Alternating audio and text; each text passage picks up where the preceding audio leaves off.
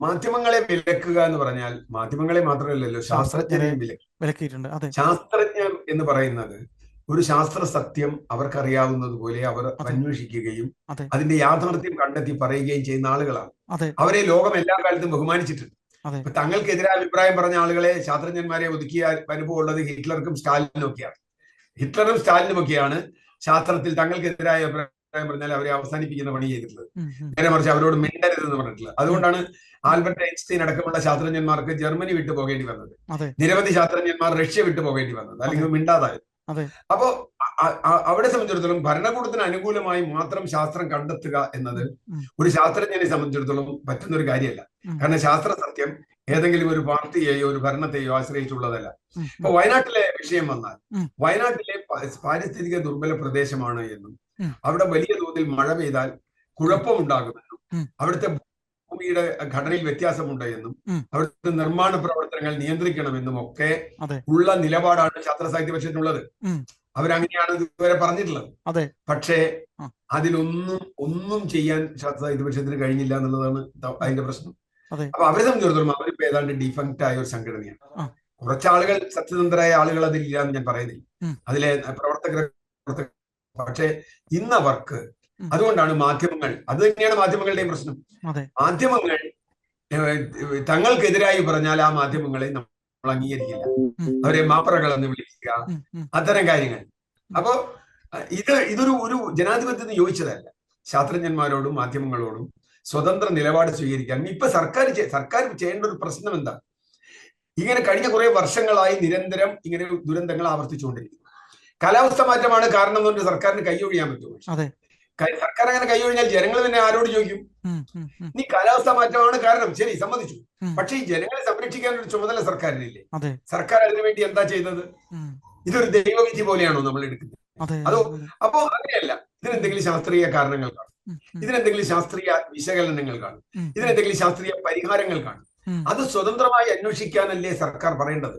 എല്ലാവരും അന്വേഷിക്കട്ടെ. ഞാൻ പറഞ്ഞു, ഇതിനിപ്പോ ഒരു പത്രക്കാരോട് പറഞ്ഞു, ഏതെങ്കിലും പറഞ്ഞു, പത്രക്കാർ അത് കൊടുത്തു, വേറെ ശാസ്ത്രജ്ഞൻ തിരിച്ചു പറഞ്ഞു, ആയിക്കോട്ടെ. ശാസ്ത്രത്തിൽ വ്യത്യസ്ത അഭിപ്രായം എല്ലാ കാലത്തും ഉണ്ടായിട്ടു. അങ്ങനെ വരുമ്പോൾ അതിൽ ഏതാണ് ശരിയെന്നും ഏതാണ് ശരിയും തീരുമാനിക്കേണ്ടത് എങ്ങനെയാണ്? ഗവൺമെന്റിനെ അനുകൂലിക്കുന്നു പ്രതികൂലിക്കുന്നു നോക്കിയിട്ടല്ല. ഇതിന് പരിഹാരം കാണാൻ ഏതാ വേണ്ടത്? ഇപ്പൊ 2 ഡോക്ടർമാർ ഒരു രോഗിയെ പരിശോധിച്ച് 2 തരത്തിലുള്ള ലക്ഷണങ്ങൾ പറഞ്ഞു. ഒരാൾ പറഞ്ഞു ഇയാൾക്ക് ക്യാൻസർ ഉണ്ടെന്ന്, ഒരാൾ പറഞ്ഞു ക്യാൻസർ ഇല്ല. ഇപ്പൊ ക്യാൻസർ ഇല്ല എന്ന് പറഞ്ഞാൽ അഭിപ്രായം ഞാൻ എടുത്തിട്ട് ആ രോഗിയുടെ ചികിത്സയായിട്ട് മുമ്പോട്ട് പോകാൻ പറ്റില്ല.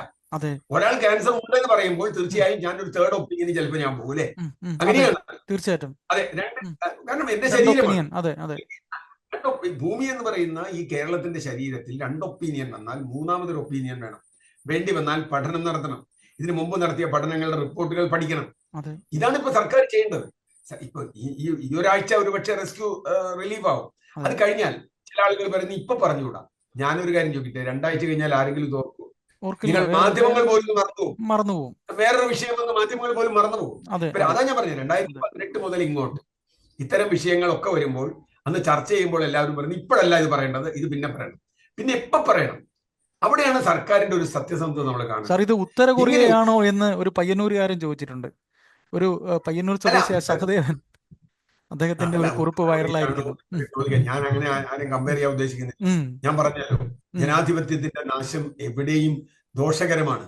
അത് ഈ പാർട്ടി ഭരിക്കുമ്പോൾ മാത്രമല്ല, വേറൊരു പാർട്ടി ചെയ്താൽ ഇതുപോലെ തന്നെ പറയണം. കേന്ദ്ര സർക്കാരിനെയും ഇതുപോലെ വിമർശിക്കുന്ന ഒരാളാണ് ഞാൻ. കാരണം എന്താ വെച്ചാൽ അവര് ജനാധിപത്യ വിരുദ്ധമായി ചെയ്താൽ ഞാൻ അതിനെ ജനാധിപത്യ വിരുദ്ധമായിട്ട് കാണും. അപ്പൊ അതുകൊണ്ട് ഇവിടെ സർക്കാരോ പാർട്ടിയോ മാത്രമായിട്ട് ഞാൻ ഇതിനെ വിഷയം കാണുന്നില്ല. ഞാൻ കാണുന്നത് ഈ നയമാണ് തെറ്റ്. ഈ നയം ആരെടുത്താലും, ഉമ്മൻചാണ്ടി എടുത്താലും, നാളെ വി ഡി സതീശനോ വേറെ ആരെങ്കിലും സുധാകരനോ ആരെടുത്താലും ഞാൻ ഇതിനെ എതിർക്കും. കാരണം എതിർക്കാതിരിക്കാൻ പറ്റില്ല. കാരണം ഞാൻ ജനാധിപത്യത്തിൽ വിശ്വസിക്കുന്ന ഒരാളാണ്. പിന്നെ ആകെ ഉണ്ടാവുന്ന ഒരു പ്രശ്നം, ജനങ്ങളെ ആകെ ഭീതിയിലാഴ്ത്തുന്ന എന്തെങ്കിലും റിപ്പോർട്ട് വരുമോ എന്നുള്ളതാണ്. അത് വരാതിരിക്കാൻ ശ്രദ്ധിക്കണം തീർച്ചയായിട്ടും. അതെ, കേരളത്തിലെ ശാസ്ത്ര സാങ്കേതിക സ്ഥാപനങ്ങളൊക്കെ സർക്കാരിന്റെ കയ്യിലില്ലേ? ആദ്യം ചെയ്യേണ്ട സർക്കാർ സത്യസന്ധമായ പഠനം നടത്തുക. സത്യസന്ധമായ പഠനവും സത്യസന്ധമായ പരിഹാരവും. അങ്ങനെ വരുമ്പോൾ ഇതിൽ പലരുടെ അഭിപ്രായം കേട്ട് അത് എങ്ങനെ മുമ്പോട്ട് കൊണ്ടുപോകണം എന്ന് തീരുമാനിക്കലാണ്.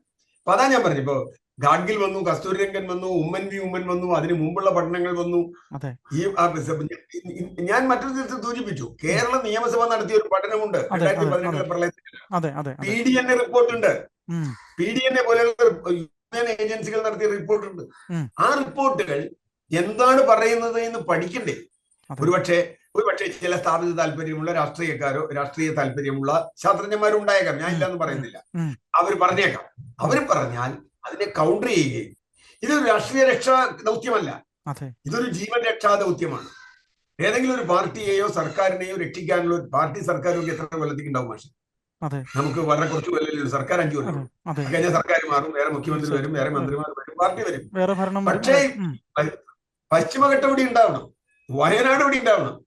2024 ഉണ്ടായതുപോലെ 25-ലോ അല്ലെങ്കിൽ 2024 തന്നെ പിന്നീടോ ഇനി ഉണ്ടാകാതിരിക്കാൻ എന്ത് ചെയ്യണം? അതിന്റെ ഫ്രീക്വൻസി, ഇന്റൻസിറ്റി, ഇമ്പാക്ട്, 3 കാര്യങ്ങളുണ്ട്.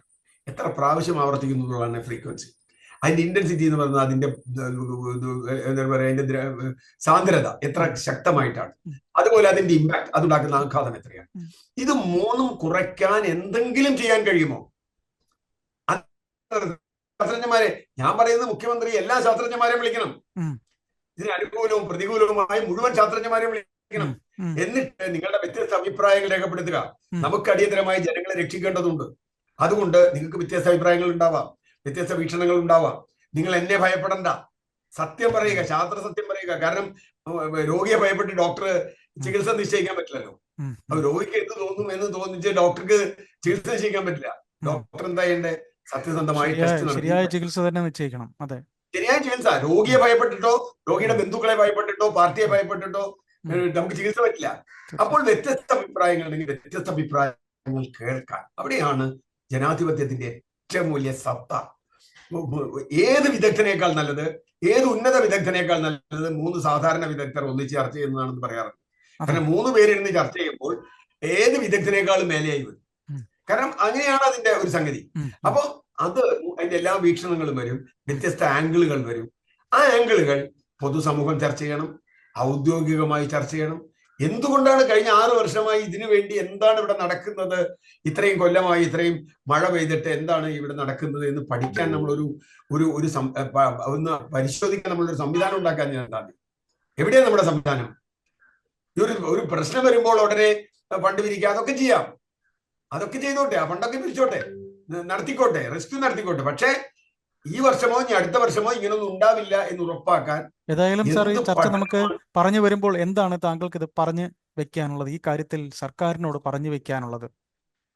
സർക്കാരിനോട് പറഞ്ഞു വെക്കാനുള്ളത് സ്വതന്ത്രമായ തുറന്ന ചെവികളോടെ, കണ്ണുകളോടെ വ്യത്യസ്ത ശാസ്ത്രീയ അഭിപ്രായങ്ങൾ പഠിക്കാനും വിലയിരുത്താനും അതിൽ നിന്ന് ഏറ്റവും ശരിയായത് കണ്ടെത്താനും അതിനനുസരിച്ച് ജനങ്ങളെ രക്ഷിക്കുന്ന, ഇതൊരു തെരഞ്ഞെടുപ്പ് ജയിക്കുന്നോ തോൽക്കുന്നതായ ബന്ധ വിഷയമല്ലല്ലോ. ജനങ്ങളെ വലിയ തോതിൽ ബാധിക്കുന്ന ഒരു വിഷയത്തിൽ നിന്ന്, ഒരു പ്രശ്നത്തിൽ നിന്ന് ജനങ്ങളെ രക്ഷിക്കുന്നതിന് ഏത് നയം സ്വീകരിക്കണമെന്ന് സ്വതന്ത്ര ചർച്ചയ്ക്ക് ശേഷം സർക്കാർ തീരുമാനിക്കണം. അതിനുവേണ്ട ഉടൻ നടപടികൾ ആരംഭിക്കണം ബഹുമാനപ്പെട്ട മുഖ്യമന്ത്രി, സർക്കാരും എന്നാണ് എനിക്ക് പറയാനുള്ളത്.